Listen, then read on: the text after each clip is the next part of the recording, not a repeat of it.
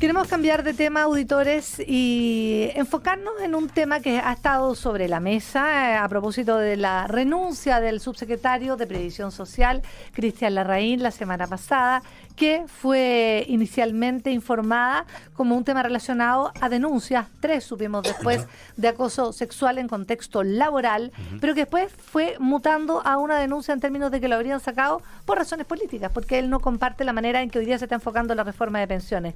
Pero el tema del acoso laboral, donde las mujeres normalmente son las víctimas, es un tema del cual hablamos poco y es el que queremos relevar en esta entrevista. Ya está en estudio nuestra próxima invitada. La presentamos y saludamos de inmediato. Andrea Aracena, directora de ARS Global, magíster en intervención interdisciplinaria en violencia de género, experta en temas de género en el contexto laboral. Andrea, primero que nada, buenos días y bienvenida a este Universo al Día. Hola, buenos días, Octavia. Iván, muchas gracias por la invitación y por poner estos temas sobre la mesa que son tan relevantes. ¿Cuál es la prevalencia? Primero, para poner un contexto, si en nuestro país, si es que hay algún estudio o algo que nos permita decir, mira, X cantidad de cada 100 que trabajan sufren acoso laboral, más o menos como para ponernos en contexto de cuál es la magnitud de la gravedad de lo que estamos hablando. Sí, mira, estudios tan específicos de cuántas personas por la cantidad que trabaja en una organización, no, pero sí entre hombres y mujeres. Hace varios años que se vienen haciendo estudios relacionados. Se hizo una radiografía del acoso sexual hace unos años atrás, donde la prevalencia sobre el 60% afecta a las mujeres. Y eso nos muestra que esto no es neutro en tema de género, sino que afecta, por supuesto, igual que otras temáticas de género, más a las mujeres que a los hombres. Andrea, para partir la conversación y pensando que muchas personas que van camino a su trabajo, muchas mujeres están escuchando esta entrevista, es un tema sobre el cual hay mucha caricatura, sobre el cual sabemos poco en términos de la normativa, sobre todo en relación de lo que ha denunciado el propio subsecretario. Podemos usar ese caso también como caso de estudio para poder explicarlo, porque él ha sido el principal revelador de lo que pasó. Y dice la ministra, me llamó, me citó, me dijo, hay 3 denuncias, pero son secretas, usted no las puede saber, le vamos a pedir la renuncia sobre este punto, pero él dice que 3 veces pidió conocer quién lo anunciaba y por qué, y dijo que no se pudo dar. Y recién el lunes, cuando este tema crece en términos políticos, se inicia el sumario, además de manera posterior a la denuncia, y además dicen que las denuncias también se formalizan recién el lunes, 3 días después. Uno presume que la ley es un poquito más ordenada que esto, si es que podemos dar cuenta de qué conductas deben ser sancionadas y qué dice la normativa en términos de cuáles son los procedimientos. Sí, mira, en procedimientos hay que tener algunas distinciones. Hoy día, hace varios años que está regulado tanto para la empresa privada como para el sector público el acoso laboral y el acoso sexual. En el sector público específicamente, que en el marco de este caso, está el estatuto administrativo, ¿cierto? Y también están los códigos de ética y conducta en los distintos servicios públicos que establecen claramente qué significa acoso sexual, qué significa acoso laboral, maltrato, incluso establece ejemplos relacionados con las temáticas para que sea de más fácil acceso al entendimiento a las personas. Y por lo tanto, la estructura legal está hace mucho tiempo. En el caso específico del ex subsecretario Cristian Larraín, claramente hay varios elementos que hacen muy complejo el análisis hoy día porque no es algo formal. Hoy día no tenemos un sumario administrativo que vaya en curso, que uno pueda revisar cuáles son los antecedentes. Claro, más bien hay información mediática que aparece por un lado, que aparece por el otro, pero no tenemos muy claro si esto realmente es una cosa o se relaciona que él no con pueda un tema tener político. Acceso a la denuncia en términos de lo que es el debido proceso. Mira, el problema ahí es que el subsecretario era la máxima autoridad de la Subsecretaría de Previsión Social y el protocolo de ese establecimiento establece que quien tiene que determinar qué se hace en una situación de acoso sexual o laboral es él. Por lo tanto, cuando ocurre una situación que va directamente a la alta autoridad, eso no puede pasar por ese conducto regular y se va por una autoridad mayor, que en este caso es la ministra del Trabajo. Y por lo tanto, hasta que ese sumario no se active, esta persona no puede tener información al respecto. Entonces, Andrea, para que la gente tenga claro cuál es la situación, porque si uno se quedara solamente con porque tenemos aquí una descripción, que es la descripción que hace la persona que es desvinculada, que es el ex subsecretario, y él dice que se le señala primero una situación de carácter sexual y en una segunda o tercera instancia se le señala que son dichos con alguna connotación sexista y dichos en público. Yo no sé, eso puede ser desde un chiste machista, una observación o comentario sobre la vestimenta de una persona, puede ser un abanico de opciones muy amplias. Entonces, ¿qué se entiende por acoso laboral o acoso sexual en contexto laboral? ¿Qué conducta o qué dicho o qué tipo de dichos podría generar una acusación de esas características? Sí, el acoso sexual es una manera indebida por distintos medios, ¿cierto? Donde se generan requerimientos sexuales no consentidos o donde se induce, ¿cierto? O son situaciones perceptibles a una generación de una situación que pueda generar complejidad a las personas que laboran en esa organización. Y Perdón, que pueda, ¿se tiene que generar no necesariamente ¿ya? generarse algo directo, porque hay Pero solicitarlo sí. No necesariamente, es okay, diverso. ya, Por eso que es importante y este tema es complejo. Y de hecho es compleja la investigación en situaciones de acoso sexual porque hay distintas formas. Una es la de coerción, que tiene que ver con cuando yo te obligo a hacer algo, ¿cierto? Que lo más... Como que digo, si no te sales digo, mira, conmigo, si te no voy a... haces Oye, vamos a comer, o si no, Sí. hasta que llegue tu contrato. Y eso tiene Claro. que ver con aquí llega tu contrato, o si lo haces te puedo ascender y vas a tener mejores posibilidades, ¿cierto? Que es que uno que pasa, ¿cierto? Uno puede decir, oye, qué terrible eso, pero ocurre. Pero también está el acoso sexual ambiental, que no va dirigido a una persona específica, sino que tiene que ver con una serie de elementos, situaciones, gestos, actividades o actitudes verbales, mostrar fotografías pornográficas, decir chistes en la mesa de manera sistemática, que pueden, ¿cierto?, generar en un otro, en una otra, situaciones complejas que empiezan a no ser neutras en su relación de trabajo con esa persona o con su equipo de trabajo, y por lo tanto empiezan a mermar sus oportunidades de desarrollo, incluso al llegar a tal punto de ser tan complejo la situación que cambiarse de trabajo. Incluso un trabajo donde se sienta más seguro, gane menos, pero que se aleja de esa situación de violencia ambiental. Pensando en las conductas que tipifica la norma, que es súper importante, ¿usted nos podría dar 2 ejemplos claros? Porque uno dice, uno presume, quizás estamos equivocados ahí, que si él está en un contexto tomándose un café, almorzando, a todos nos han contado un chiste ordinario que uno considera grosero, que está por encima de lo que uno quiere escuchar, pero efectivamente uno se sorprende que eso pueda ser considerado acoso sexual. ¿Es así tan claro como yo lo estoy diciendo? Porque a la primera, a la segunda, a la tercera. Es que va a depender. Ya. O sea, si tú me dices, mira, si yo te toco, hago un toqueteo, por supuesto, a la Claro, primera yo hago una eso- denuncia. eso ahí no hay duda. Es más obvio, evidente, lógico. ¿cierto? Pero también si hay una situación de un chiste en una oportunidad, si hay un abuso de poder en otra oportunidad, eso con 2, 3 veces sistemático y puede generar en un otro, a lo mejor para uno es súper natural en función de su construcción social, pero para un otro eso puede ser ofensivo y puede generarse un ambiente hostil. No, si a y uno eso no le ya es un gusta y uno acoso reclama, sexual. pero Oye, distinto qué es chiste saber, ordinario, hijito. claro, y uno dice, oye, córtala, disculpa, no lo cuento más. pero y- saber que esto puede constituir una falta, Constituye una falta. no Así lo es que- sabía. Andrea, estamos con Andrea Aracena, directora de ARCE Global, magíster en intervención interdisciplinaria en violencia de género. Pregunta, ¿tiene que haber una relación de jerarquía para que sea constitutivo de acoso laboral, o entre pares también puede haber acoso laboral? Mira, se produce jerárquico, desde la alta jefatura hacia sus subalternos, también puede ser ascendente de un equipo hacia su jefatura. O sea, esto es una relación de poder. Si yo tengo un cargo jerárquico, tengo un poder sobre mis subalternos. Si yo tengo un grupo de subalternos, también tienen un poder por masa, ¿cierto? Que pueden generar un acoso hacia una jefatura nueva, por puede ejemplo. ser de ida y de vuelta. De ida y de O vuelta, sea, no y tiene puede que ser... haber, no tiene que haber jerarquía, tiene que haber No, relación de poder. Así es, relación de poder. Y esa relación de poder no necesariamente es un cargo. Es antigüedad, es ser hombre o ser mujer, es tener más antigüedad en la O sea, organización. entre pares también puede Entre haberlo. pares, se llama horizontal. Entre pares también, porque ¿Me hay puede dar una un ejemplo al revés? Cuando el que acosa es el subalterno. En general Ajá. eso ocurre en masa, ¿cierto? masa. Es muy difícil que un subalterno vaya a hacer un acoso con su Es decir, jefatura. un equipo grupo, de un trabajo área. Pasa mucho contra el jefe así o la es, jefa, para cuando se entenderlo. hace cambio. Ya. Cuando llega una jefatura nueva y el grupo no le gusta, Ajá, empiezan a generar claro. colectivamente situaciones que hacen muchas veces que esa persona renuncie a ese cargo, teniendo una jerarquía mayor en la organización. Pero eso Ahora- es acoso laboral, perdón, Iván, Sí. lo que tiene que ver O acoso con sexual. o acoso sexual. El acoso sexual en general, Ya. más en la organización no hay muchos casos que sea colectivo, eso más se lleva a la calle, Perfecto. ¿cierto? Al abuso sexual. Sí. Andrea, usted lo decía, es muy difícil Poder establecer aquí. tipificar. No, yo estaba pensando en el caso de la RAI porque efectivamente, como no tenemos los antecedentes, sino que tenemos versiones sobre Así lo que es. ocurrió, es muy difícil de entender si es que es acoso laboral, si es que es acoso sexual. Pero quedémonos con la versión de él de momento hasta que tengamos la formulación de los cargos. Él dice que se le comunica que son dichos inapropiados señalados en público. El chiste.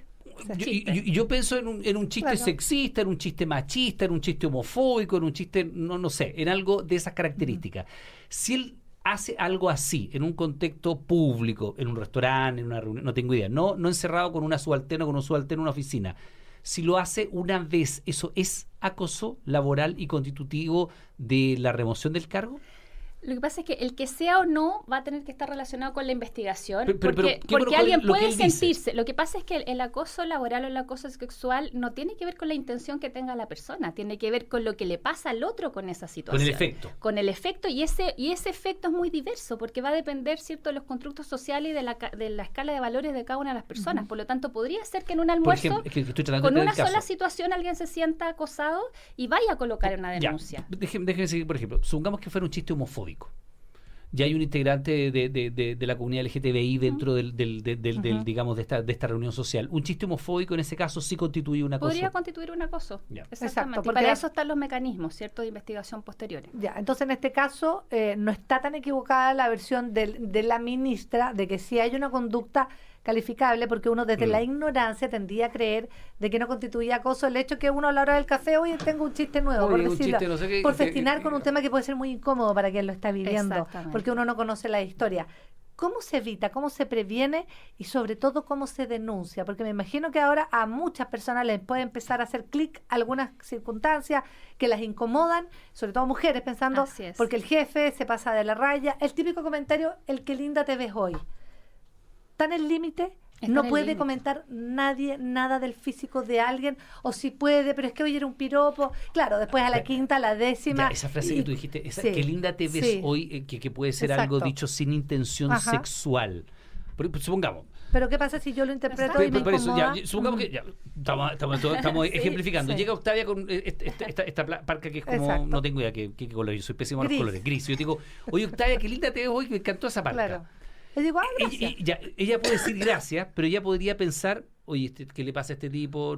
Quizás a la segunda o a la tercera, ¿no? A la primera. ¿Por qué me está Claro. comentando eso? Eso podría llegar a ser constitutivo de acoso si es que Octavia lo tomara Claro mal. que sí, claro que sí. De todas maneras es importante comprender que somos seres racionales, por lo tanto nosotros vamos tomando decisiones en relación a los elementos que van sucediendo. Yo no entiendo el feedback. Es muy o sea, si a mí difícil. dice gracias, Exacto. me la regaló mi Porque marido, por tiene ejemplo. que ver- Fantástico. Tiene no que tengo ver con idea. la forma, con el tono de la voz, por eso que habla de gestos, Ya. de entonación. De la incomodidad que pueda generar. Que pueda generar. Entonces, aquí no es una cosa que sale una talla y todos van a acosar, ¿no? Porque nos movemos en ese escenario permanentemente, sino que hay una serie de elementos que constituyen una situación que complejiza, ¿cierto?, a un otro respecto a este tema. Y creo que lo clave es Sí. entender que no tiene que ver con lo que yo pienso, tiene que ver con lo que el otro le pasa o siente y yo no tengo Con la cómo afectación. saberlo. Por lo tanto, como no tengo cómo saberlo, tengo que colocarme mis límites, tengo que ser consciente respecto a lo que digo, a lo que hago y en especial si tengo un cargo de autoridad.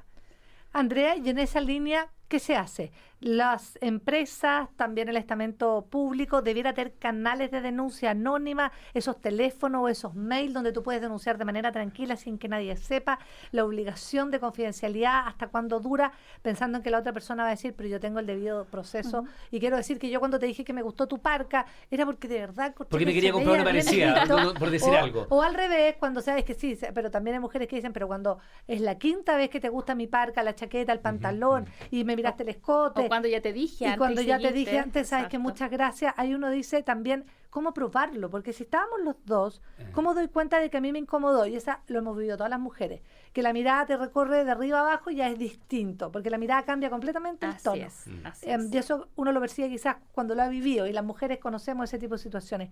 ¿Cómo se prueba?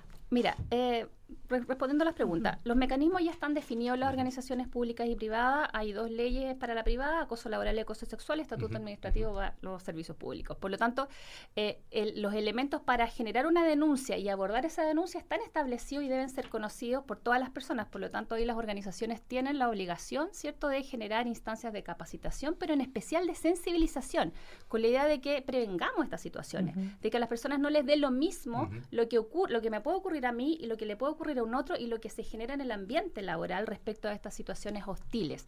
Y ahora bien, la segunda pregunta que tú me planteabas, que ¿cómo podemos probarlo? Bueno, para eso están los mecanismos. En la medida que tengamos mecanismos oficiales, concretos, documentados, conocidos, pero además equipos capacitados No es solamente un abogado o una abogada la que puede hacer, tiene que tener perspectiva de género también, entender cómo esto se desarrolla, que si llega una situación de acoso laboral, ver si eso se produjo por un acoso sexual no consentido, que llegó un acoso laboral por jerarquía. O sea, hay elementos que hoy día están establecidos. Andrea, y que pueden... Perdón, y desde el punto de vista solo del procedimiento, el peso de la prueba, ¿en quién cae? Porque ya, vamos a seguir con este ejemplo. ¿En el denunciante o en el que se está defendiendo? Vamos a seguir con este ejemplo. De la marca. Yo le dije esto a Octavia, yo pensé que era un dicho inocuo, pero Octavia lo tomó mal, y Octavia va y lo levanta a la jefatura y dice, ¿sabes qué? Iván me está acosando.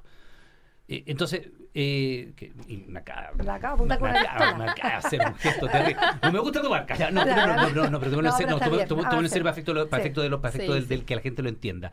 ¿En quién cae el peso de la prueba? ¿En Octavia que hace la denuncia o en yo que soy el denunciado y tendría que probarse que hubo o no hubo intención? Ambos tienen las mismas oportunidades de presentarse. No, pero el peso, o sea, me refiero a que muchas veces en los casos que, sobre todo los que tienen que ver con abuso sexual, se parte de inmediato catalogando a la persona que hace la denuncia como víctima. No, porque si no hay testigo dices que yo no dije nada. No, pero si me dijiste, Octavia, si yo no dije en nada.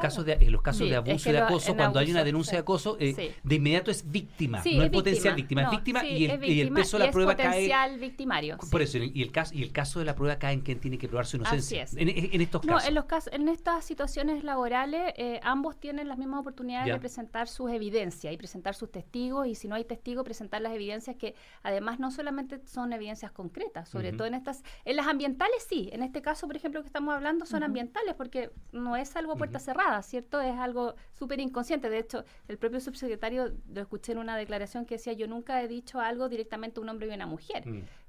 Dejando de lado, ¿cierto?, que puede haber dicho cosas, comentarios que pueden haber afectado igual a su equipo de trabajo. Entonces, eso hay evidencia porque yo puedo tener testigos.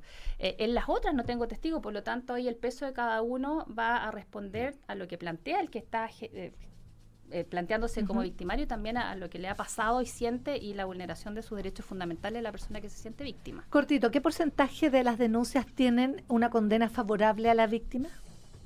En acoso sexual, lamentablemente las denuncias de acoso sexual en el trabajo, en la empresa privada, hay dos posibilidades, que la haga la propia organización o que la víctima vaya directamente a la dirección del trabajo. Cuando la hacen en el espacio laboral, son muy pocas, lamentablemente, porque no se conoce. Entonces se busca, te tocó, no te tocó, y si no te tocó, entonces no es constitutivo de acoso sexual. Por lo tanto, la mayoría sale desestimada. Y lo mismo en acoso pero es importante que tengan claro la gente, no es solo tocar o no tocar, los dichos también pueden ser. Los dichos, los gestos, las miradas libidinosas, todo eso que pueda afectar, ¿cierto?, incomodar y poner ambientes hostiles y ofensivos a las personas de una organización. Miradas libidinosas es un concepto importante también, y que quien está escuchando y se ha sentido afectado sepa que también puede recurrir y reclamar a propósito de estas conductas. Andrea Aracena, directora de ARS Global, magíster en intervención interdisciplinaria y violencia de género, de verdad muchas gracias por estar junto a nosotros acá en el estudio, porque además un tema súper, a mí me llegaron 250 preguntas.